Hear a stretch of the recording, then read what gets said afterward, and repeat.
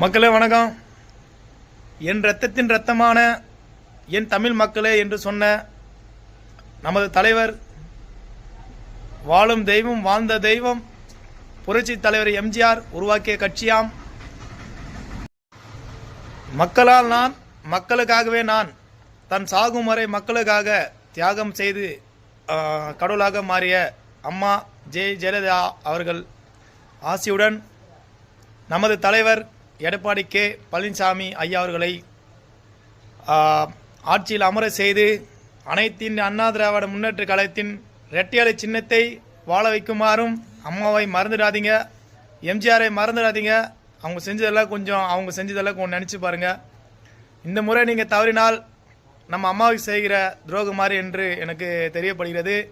அதனால் நீங்கள் நாளை இரட்டையலையை உயிர் கொடுத்து ஆட்சியில் அமர செய்து மக்கள் ஆட்சியாக மாற்ற மக்கள் செய்ய வேண்டும் என்று கேட்டுக்கொள்கிறேன். அம்மா வழியில் கேட்டுக்கொள்கிறேன். நீங்கள் செய்வீர்களா என்று அம்மா வாணியில் கேட்டுக்கொள்கிறேன். நன்றி.